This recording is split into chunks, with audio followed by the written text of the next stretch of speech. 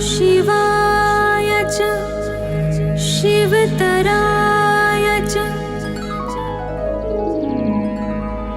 ईशानः सर्वविद्यानामीश्वरः सर्वभूतानां ब्रह्माधिपतिर्ब्रह्मणोऽधिपतिर्ब्रह्मा शिवो मे अस्तु सदा शिवो। तत्पुरुषाय विद्महे महादेवाय धीमहि तन्नो रुद्रः प्रचोदयात्।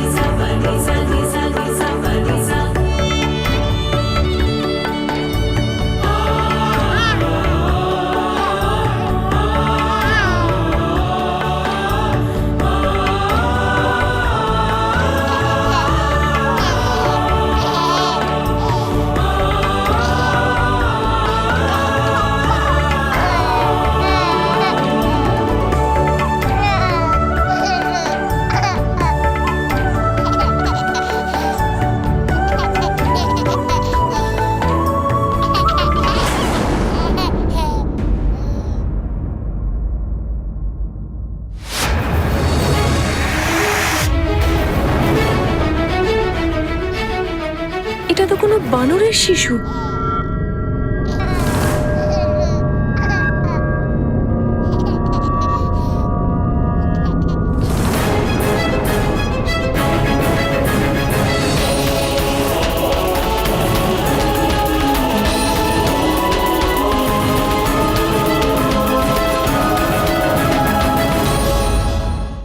এটা কেমন স্বপ্ননাথ? ওই শিশুটি কি হনুমান ছিল? কিন্তু মুরলী মনোহর, স্বর্গের অপ্সরা কি করে বানরের জন্ম দিতে পারে? ওর নাম তো পুঞ্জিকস্থলা ছিল স্বামী, কিন্তু স্বপ্নে যে নারী ছিলেন তাকে তো অঞ্জনা নামে ডাকা হচ্ছিল। পুঞ্জিকস্থলা স্বপ্নে নিজের ভবিষ্যৎ দেখতে পাচ্ছিলেন। ওনাকে পবনপুত্র হনুমানের মা হওয়ার জন্য অঞ্জনা নামক বানরী রূপে জন্ম নিতে হয়েছিল একটা অভিশাপের জন্য। কিন্তু পুঞ্জিকস্থলা তো ভগবান ভোলানাথের একনিষ্ঠ ভক্ত ছিলেন, তাহলে উনি অভিশপ্ত হলেন কি করে? আরে অভিশাপ দিলেও কে দিল? আর কেন? এই জগতে সৌভাগ্য অথবা দুর্ভাগ্য, অভিশাপ বা আশীর্বাদ কোনো কিছুই অকারণে হয় না। পুঞ্জিকস্থলাকে এক মহান দায়িত্ব দেওয়া হয়েছিল। তার জন্য তাকে জেনে শুনে অভিশাপের ভাগী হতে হয়। পুঞ্জিকস্থলা যতটা শ্রদ্ধা ভগবান ভোলানাথকে করত, ঠিক ততটাই দেবগুরু বৃহস্পতিকেও। সর্বদা ওনার সেবা যত্ন করতে ব্যস্ত থাকত। একবার গুরুকে প্রসন্ন করার জন্য ও একটা রুদ্রাক্ষের মালা তৈরি করে। গুরুদেব, এই উপহার গ্রহণ করুন। কি সুন্দর মালা বানিয়েছ পুঞ্জিকস্থলা। পুত্রবতী ভব।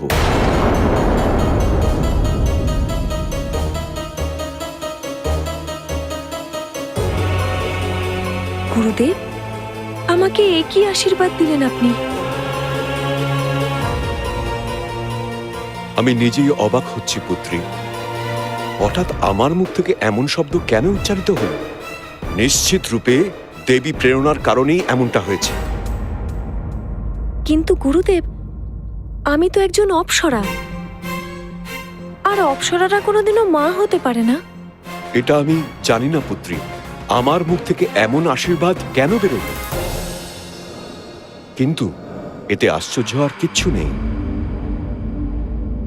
তুমিও ভগবান শঙ্কর, জগৎ জননী মাতা পার্বতীর আশীর্বাদে এক পুত্রের মা হবে। তোমার পুত্র পরম জ্ঞানী, মহাবলী, সর্বগুণ সম্পন্ন, অজেয় আর অভয় হবে। ত্রিভুবনে তার যশ আর খ্যাতির গুণগান করা হবে। এই রুদ্রাক্ষমালা যাত্রা সবে শুরু হয়েছে। কিছুদিন কেটে গেল। পুঞ্জিকস্থলা নিজের স্বর্গের জীবনে এই ঘটনার কথা প্রায় ভুলতে বসেছিল। তারপর একদিন পুঞ্জিকস্থলা নিজের সখীদের নিয়ে আকাশ ভ্রমণ করবার জন্য পৃথিবীর দিকে রওনা দিল।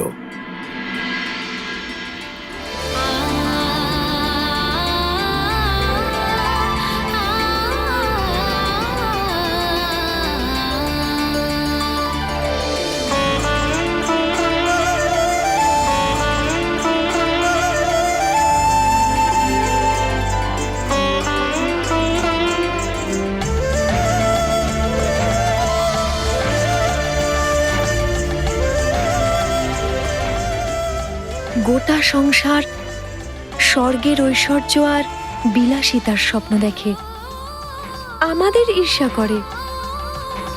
কিন্তু পৃথিবীর এই সৌন্দর্যের কোনো তুলনা হয় না। এখানে প্রতি মুহূর্তে এক নতুন দৃশ্য, নতুন রং, এক নতুন ভাব। আচ্ছা,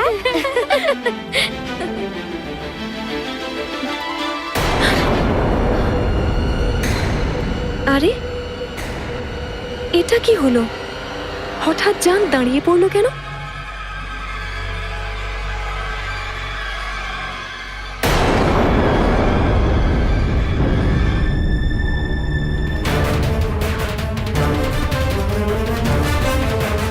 হে জান, যদি এগোতে না পারো তাহলে আমাদের নিচে নিয়ে চলো।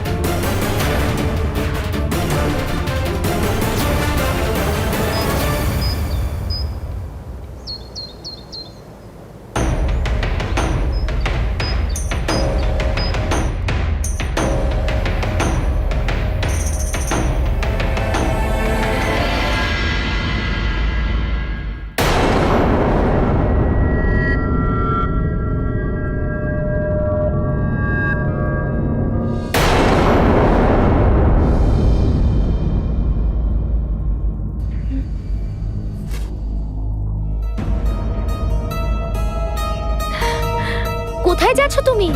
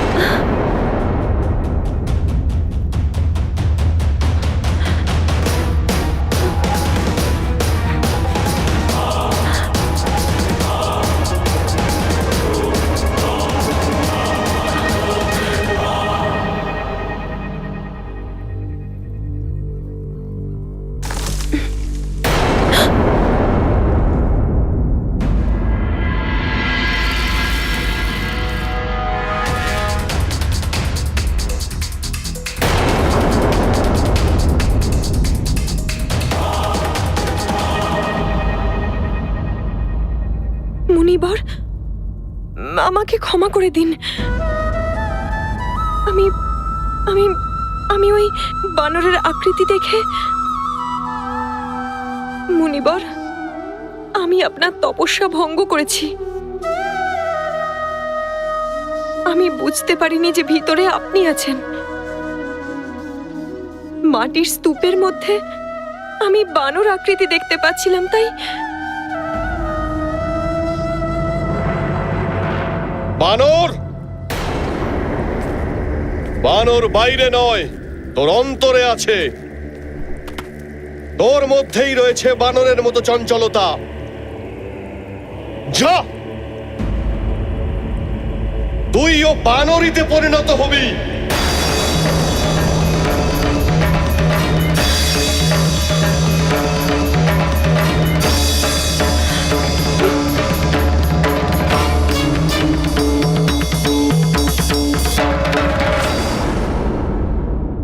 কিন্তু প্রভু, পুঞ্জিক স্থলা তো খুবই শান্ত স্বভাবের অপ্সরা ছিল।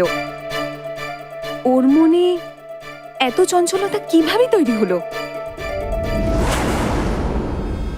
চঞ্চলতা তৈরি হয়নি, পুঞ্জিকস্থলার মনকে চঞ্চল করে দেওয়া হয়েছিল। কে করেছিল প্রভু?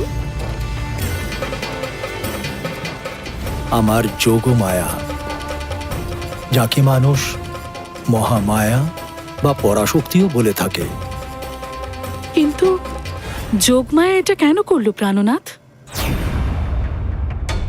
যখন আমাদের এই সংসারে আমার হস্তক্ষেপ প্রয়োজনীয় হয়ে ওঠে, ঠিক তখনই যোগ মায়া মানুষের মনকে বিচলিত করে তোলে। মৎস্যগন্ধাকে দেখার পর যদি মহর্ষি পরাশরের মন বিচলিত না হতো, তাহলে মহর্ষি বেদব্যাসের জন্ম কিভাবে হতো? আর যদি মহর্ষি বেদব্যাসের জন্মই না হতো, তাহলে দাপরে বেদের উদ্ধার করে সেগুলির বিভাজন কে করত? মহাভারত আর শ্রীমদ্ ভগবত কে রচনা করত? আসলে সেও আমারই একজন অবতার। ঠিক একইভাবে মাতা কৈকেয়ী, সে তো শ্রীরামকেও ভরতের মতোই ভালোবাসত। যদি তার মন বিচলিত না হতো, তাহলে শ্রীরামের বনবাসই বা কিভাবে হতো? আর যদি শ্রীরাম বনে নাই যেতেন, তাহলে না তো সীতাহরণ হতো আর না রাবণকে বধ করা যেত। সেই জন্য হনুমানের জন্মের পরিস্থিতি তৈরি করতে পরাশক্তি দেবগুরু বৃহস্পতির মুখ দিয়ে পুত্রবতী ভব এই আশীর্বাদ প্রদান করিয়েছেন, আর তপস্যারত মুনির মুখ দিয়ে এমন অভিশাপও দিয়েছেন। মুনিবর, আমাকে ক্ষমা করে দিন। এত বছর ধরে আমি মৌন থাকার পরে আমার বাণী থেকে যে বচন বেরিয়েছে তা মিথ্যে হতে পারে না। আমি চাইলেও এই শব্দ ফেরত নিতে পারবো না। এক্ষেত্রে না তো তোমার কোনো দোষ আছে, আর না তো আমার রয়েছে। ভগবানের অনুপ্রেরণাতেই এটা হয়েছে। তুই কষ্ট পাস না পুত্রী, তোকে যে ভগবান মহাদেবের অংশকে জন্ম দিতে হবে।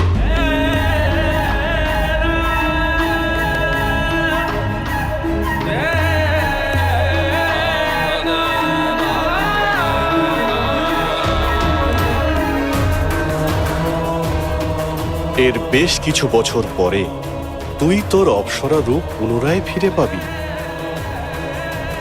আর তুই স্বর্গেও ফিরে যেতে পারবি।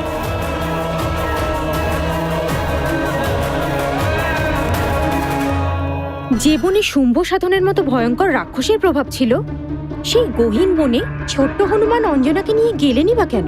এই জগতে কোনো কিছুই অকারণে হয় না, নিশ্চয়ই কোনো কারণ আছে। তারপর অঞ্জনার কি হলো?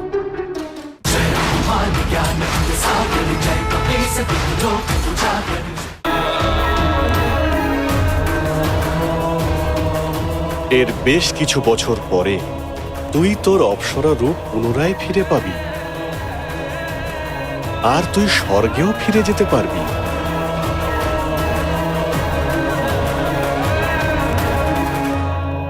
মুনির ওই অভিশাপের জন্য পুঞ্জিকস্থলা স্বর্গবাসের অধিকার হারালো, আর ও পৃথিবীতে বানররাজ কুঞ্জরের পুত্রী অঞ্জনা রূপে জন্ম নিল। বানররাজ কুঞ্জরের গৃহে যথারীতি অঞ্জনার লালন পালন শুরু হলো। পূর্বজন্মের সংস্কারের জন্য অঞ্জনার মনেও ভগবান শঙ্করের জন্য অনন্য শ্রদ্ধা ছিল। সময় অতিবাহিত হতে থাকল। যৌবনের ফুল ফুটতেই অঞ্জনার সৌন্দর্য প্রস্ফুটিত হল। কিন্তু অন্য যুবতীদের থেকে আলাদা অঞ্জনা বস্ত্র আর অলঙ্কারের পাশাপাশি অস্ত্রবিদ্যাতেও আগ্রহ প্রকাশ করে। বানররাজ কুঞ্জর ওকে বাধা দেবার বদলে ওকে আরো উৎসাহিত করে তোলে।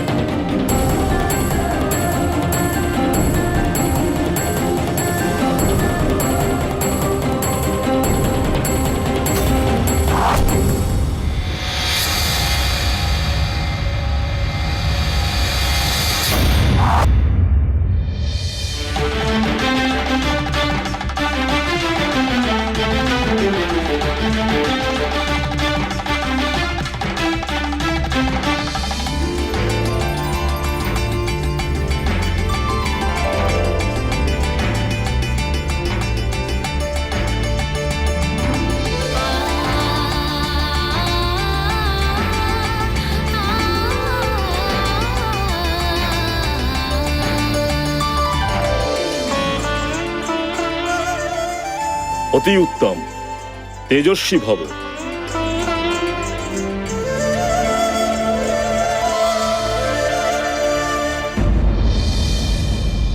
অনেক ভেবে চিনতে পুঞ্জিকস্থলাকে হনুমানের জননী রূপে নির্বাচন করা হয়েছিল, কিন্তু তখনও ভগবান ভোলা শঙ্করের অংশের ভার বহন করতে সক্ষম ছিল না। অনেক পরীক্ষা পেরোনোর পর অঞ্জনাকে তবে যোগ্য হয়ে উঠতে হতো। সেই উদ্দেশ্যেই ওর জীবনে বিচিত্র সব ঘটনা ঘটতে শুরু করে। আর একবার অঞ্জনা নিজের সখীদের সঙ্গে নিকটবর্তী এক বনে প্রমোদ ভ্রমণ করতে গেছিল।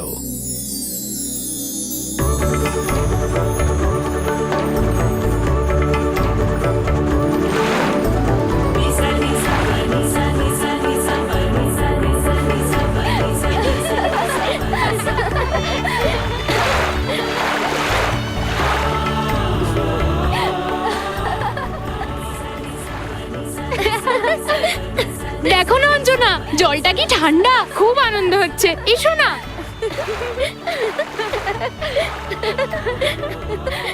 এসো না, এসো না অঞ্জনা।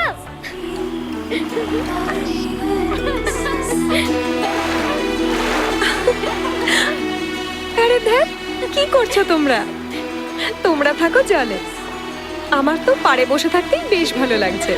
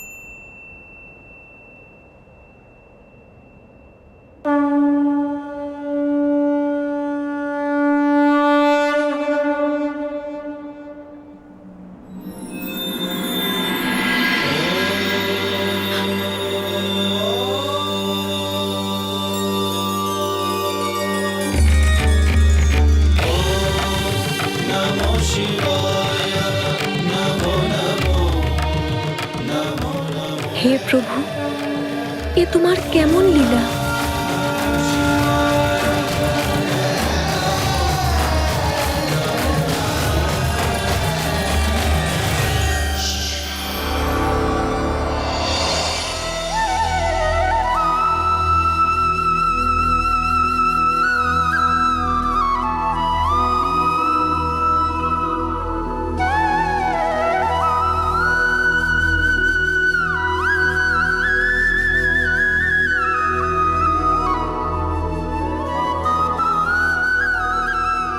আপনি আমাদের কষ্ট দিচ্ছেন মুরলীধর।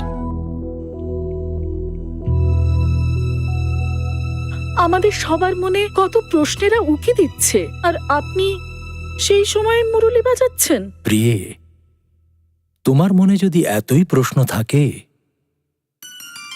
তাহলে শোনো।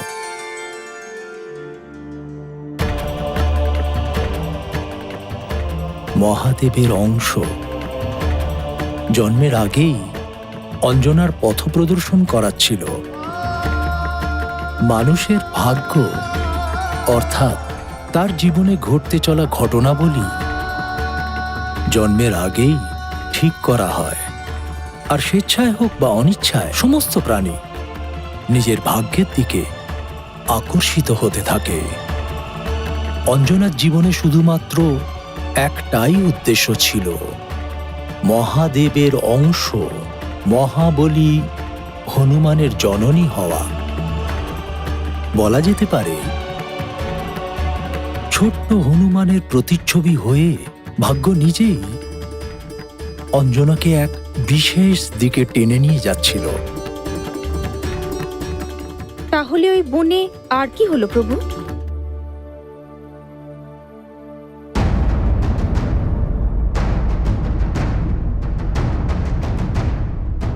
ওখানে যা হলো তা খুবই ভয়ঙ্কর আর রোমাঞ্চকর ছিল।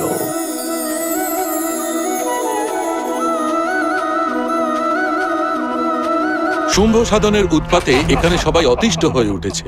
অনেক যোদ্ধারাই চেষ্টা করেছে। এখন শুধুমাত্র একটাই আশা আছে, বানর রাজ কেশরী, বানর রাজ কেশরী, বানর রাজ কেশরী।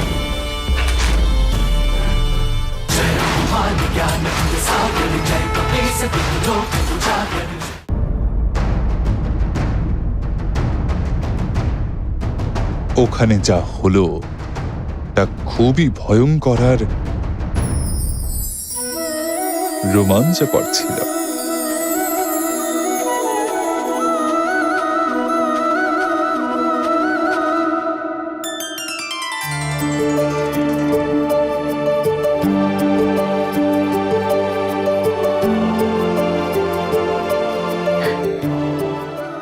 আবার যদি দেখতে পাই তাহলে ওর কান ধরে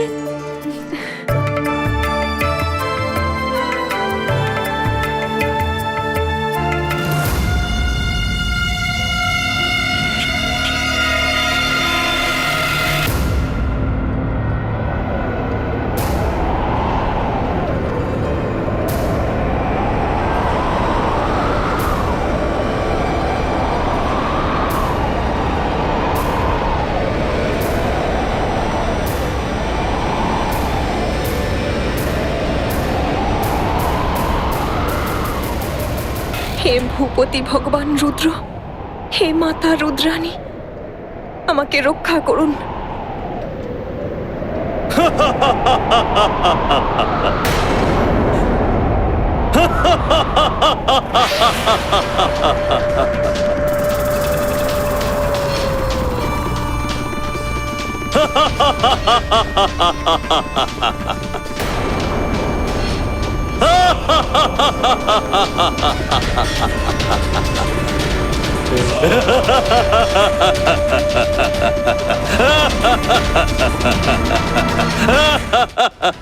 হে রুদ্র রক্ষা করুন, হে বীরভদ্র রক্ষা করুন, রক্ষা করুন।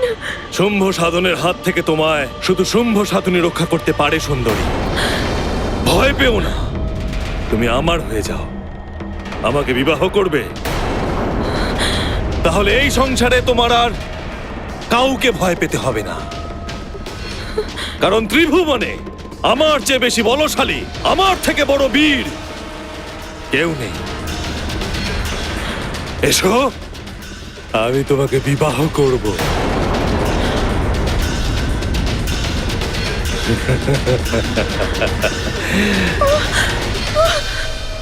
পালিয়ে কোথায় যাবে? দাঁড়াও, আমি কিন্তু ক্রোধান্বিত হয়ে পড়ছি।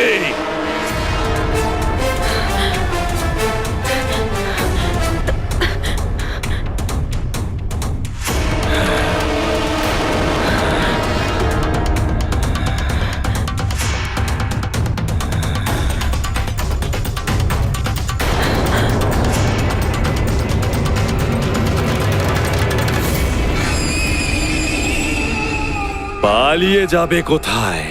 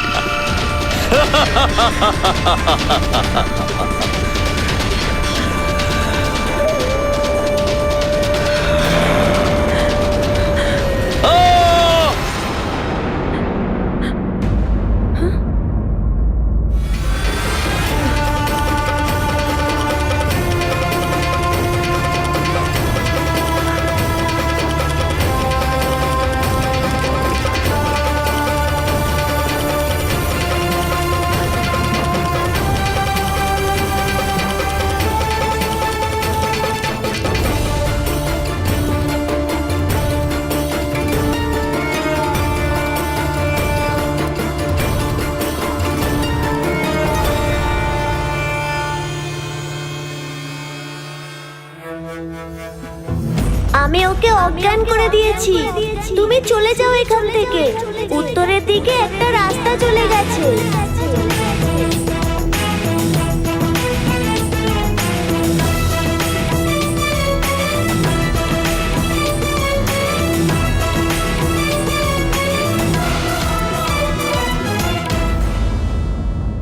কিন্তু প্রভু, যে বনে শুম্ভ সাধনের মতো ভয়ঙ্কর রাক্ষসের প্রভাব ছিল, সেই গহীন বনে ছোট্ট হনুমান অঞ্জনাকে নিয়ে গেলেনই বা কেন?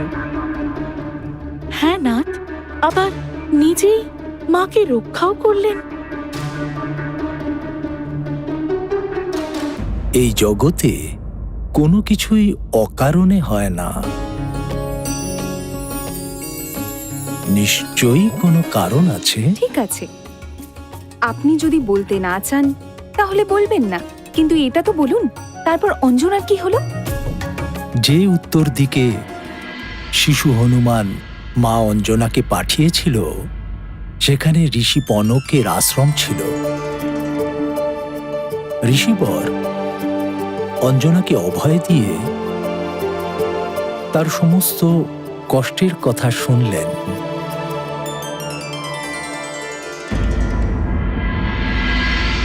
শুম্ভ সাধনের উৎপাতে এখানে সবাই অতিষ্ঠ হয়ে উঠেছে। ওকে বধ করবার জন্য অনেক যোদ্ধারাই চেষ্টা করেছে, কিন্তু এই রাক্ষস খুবই শক্তিশালী। অনেকেই ওই রাক্ষসের খাদ্যে পরিণত হয়েছে। এখন শুধুমাত্র একটাই আশা আছে, তোমার ওই রহস্যময় রক্ষক ছোট্ট হনুমানের মতনই এই বীর যোদ্ধাও বানর জাতির, বানর রাজ কেশরী। এখন ওনার সফলতাই আমাদের সুরক্ষা দেবে।